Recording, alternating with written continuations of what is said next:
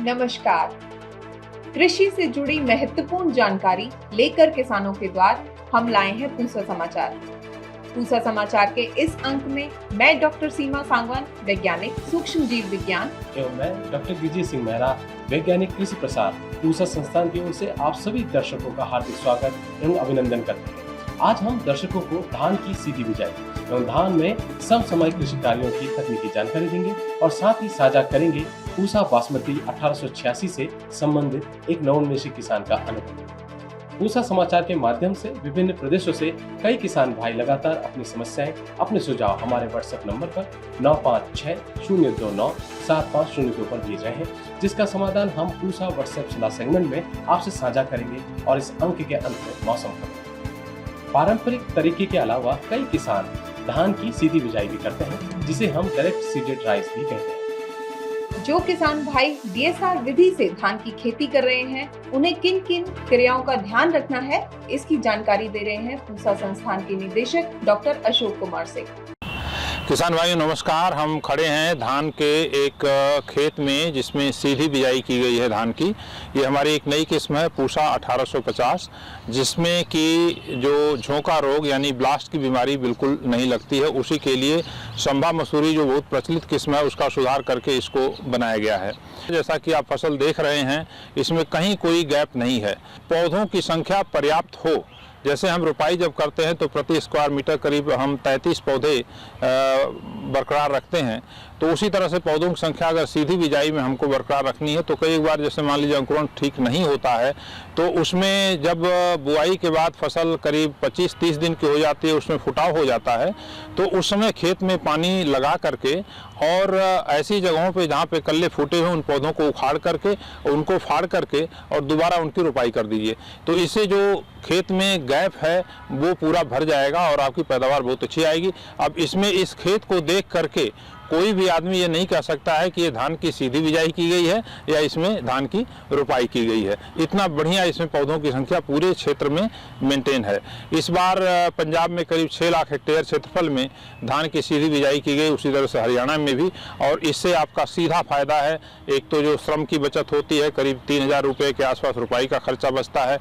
पानी की बचत 35% के आसपास होती है और इससे जो है हमारा वातावरण के ऊपर भी इसका सकारात्मक प्रभाव पड़ता है।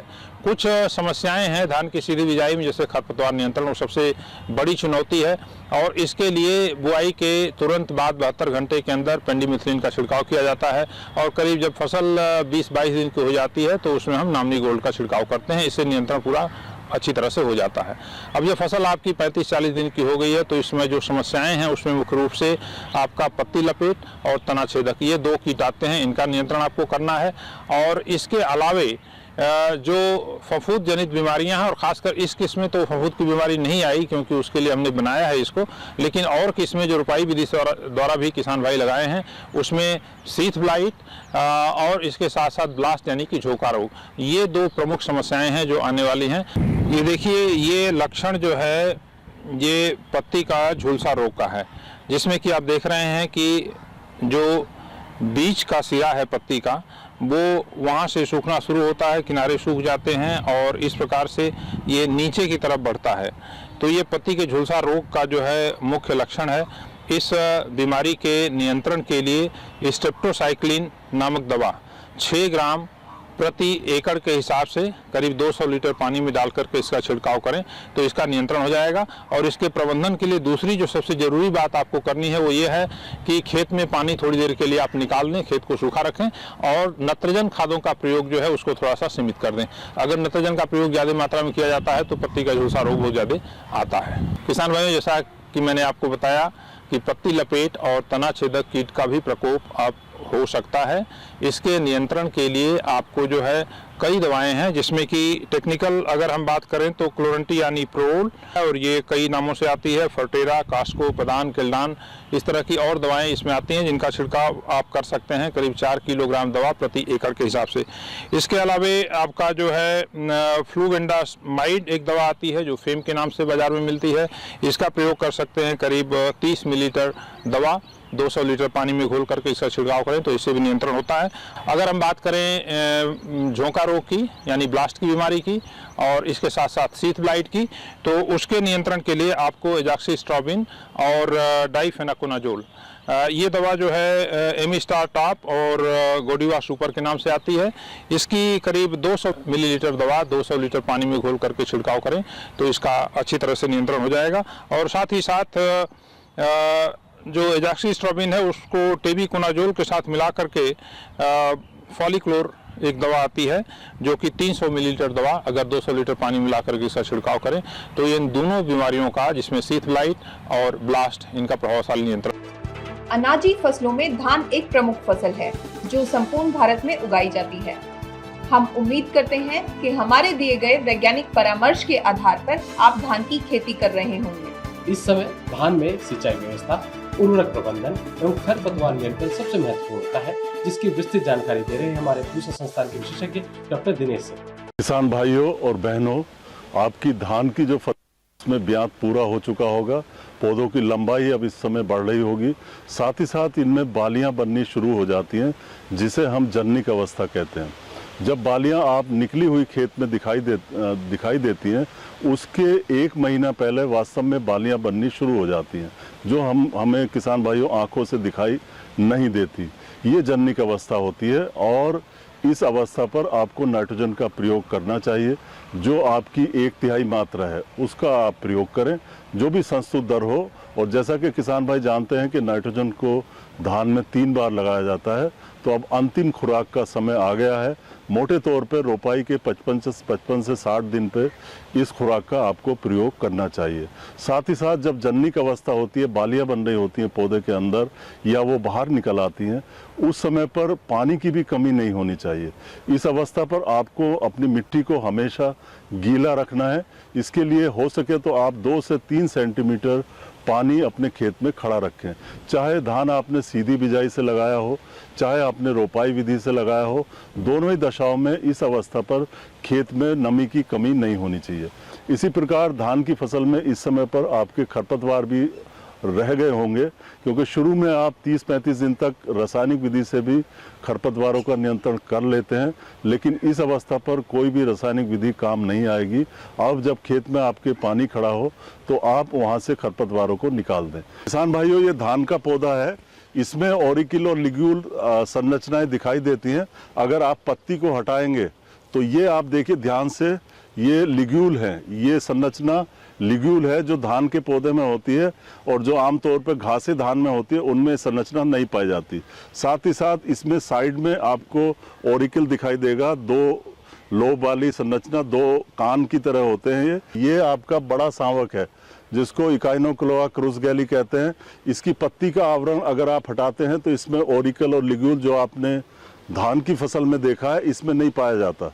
आप कोई भी पत्ता हटा के देख लें, यहाँ होना चाहिए जहाँ पे पत्ती का ब्लेड और आवरण मिलते हैं, यहाँ पर कोई भी ऑरिकल या लिग्यूल नहीं है।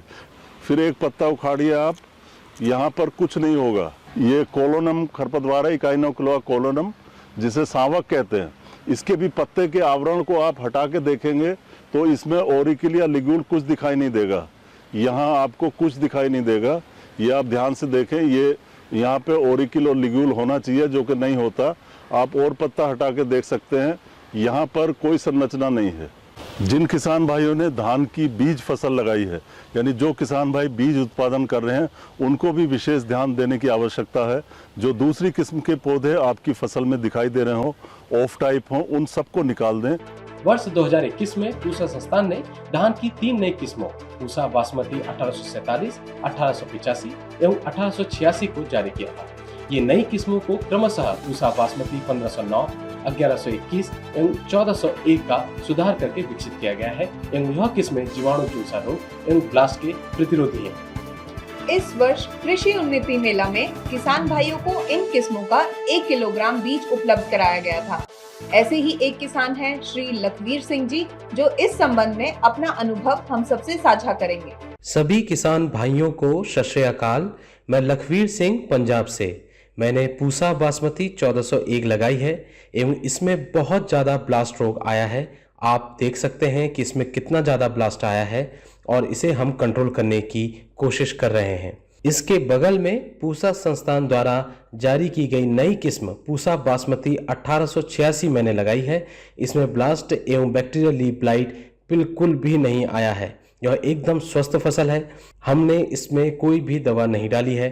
तो मैं किसान भाइयों आपसे बस यही कहना चाहता हूं कि आप भी पूसा बासमती 1886 अपनाइए और ब्लास्ट एवं बैक्टीरियल लीफ ब्लाइट से अपनी फसल को बचाइए।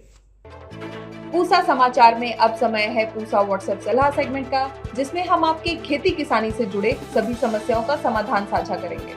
मनीष सिंह जी ने धान के पत्तों में भूरे धब्बे पड़ने की समस्या बताई है। आपकी फसल में बैक्टीरियल लीफ ब्लाइट नामक रोग का प्रकोप हुआ है।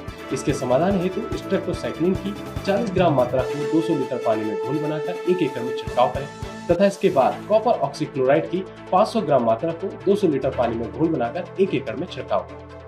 कई किसान भाइयों ने धान में भूरे धब्बे बनने की समस्या बताई है। आपकी फसल में ब्राउन स्पॉट नामक रोग का प्रकोप हुआ है। इसके समाधान हेतु डाइथेन की 500 ग्राम मात्रा को 200 लीटर पानी में घोल बनाकर 1 एकड़ में छिड़काव करें। संजीव धरतेवाल जी ने धान में पत्तियों के सिरों के गलने एवं भूरे पड़ने की समस्या बताई है। आपकी फसल में शीथ ब्लाइट रोग का प्रकोप हुआ है। इसके समाधान हेतु टेबुकोनाजोल एवं ट्राइफ्लॉक्सीस्ट्रोबिन दोनों को मिलाकर 200 ml मात्रा को 200 लीटर पानी में घोल बनाकर 1 एकड़ में तुरंत छिड़काव करें। आवश्यकता होने पर 7 से 10 दिन बाद पुनः छिड़काव करें। देश भर से कई किसानों ने धान में कीट की समस्या बताई है। आपकी फसल में राइस लीफ रोलर कीट का प्रकोप हुआ है। इसके समाधान हेतु फिप्रोनिल की 200 ml की मात्रा को 200 लीटर पानी में घोल बनाकर 1 एकड़ में छिड़काव करें। आइए सुनते हैं आने वाले सप्ताह में कैसा रहेगा देश भर में मौसम का हाल। मौसम खबर में भारत मौसम विज्ञान विभाग द्वारा दिए गए मौसम पूर्वानुमान के अनुसार 4 सितंबर को जम्मू, कश्मीर, लद्दाख, बिहार, नागालैंड, मणिपुर, मिजोरम और त्रिपुरा में, 4 और 5 सितंबर को उत्तराखंड, हिमाचल प्रदेश, उप हिमालयी पश्चिम बंगाल और सिक्किम में, 5 सितंबर को तटीय आंध्र प्रदेश और यनम में, 5 और 6 सितंबर को ओडिशा, रायलसीमा, अंडमान निकोबार द्वीप समूह और लक्षद्वीप में, 6 सितंबर को छत्तीसगढ़ में, 4 से 6 सितंबर के दौरान अरुणाचल प्रदेश, असम, मेघालय, दक्षिण आंतरिक कर्नाटक, तमिलनाडु, पुडुचेरी, केरल, माहे और कराईकल में कुछ स्थानों पर भारी बारिश के होने की संभावना है। अगले 3 दिनों के दौरान उत्तर पश्चिम भारत के मैदानी इलाकों और मध्य भारत में कम बारिश के होने की संभावना है।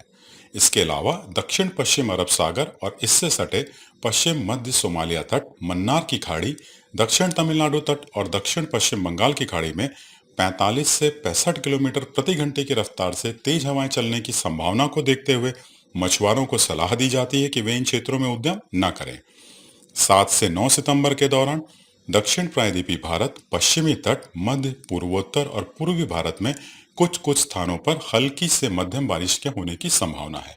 इसी दौरान दक्षिण पश्चिम तट के कुछ हिस्सों में भारी वर्षा के होने की भी संभावना है, जबकि राजस्थान, सौराष्ट्र और कच्छ में मौसम आमतौर पर शुष्क रहेगा। प्रिय किसान भाइयों, बहनों एवं दर्शकों, आशा करते हैं पूसा समाचार का यह खास अंक भी आपकी खेती किसानी से जुड़ी समस्याओं के समाधान में जरूर सहायक सिद्ध होगा। आप सभी दर्शकों से निवेदन है कि ज्यादा से ज्यादा संख्या में हमारे पूसा संस्थान के चैनल को सब्सक्राइब करें और पूसा समाचार के हर अंक का लाभ उठाएं। इसके साथ ही साथ हमारे फेसबुक पेज और ट्विटर हैंडल को भी जरूर फॉलो करें। कृषि से जुड़ी समस्याएं या अधिक जानकारी हेतु तो हमें दिए गए नंबर पर व्हाट्सएप जरूर करें। अपना नाम और पता अवश्य लिखें। आपके सुझाव और प्रतिक्रियाओं का हमें हमेशा इंतजार रहता है। कृषि की दिशा में यदि लाने हो नवाचार तो देखते रहिए हमारा साप्ताहिक कार्यक्रम पूसा समाचार। कुछ नए विषयों पर नई जानकारी लेकर हम फिर हाजिर होंगे अगले शनिवार। तब तक के लिए दीजिए इजाजत। नमस्कार।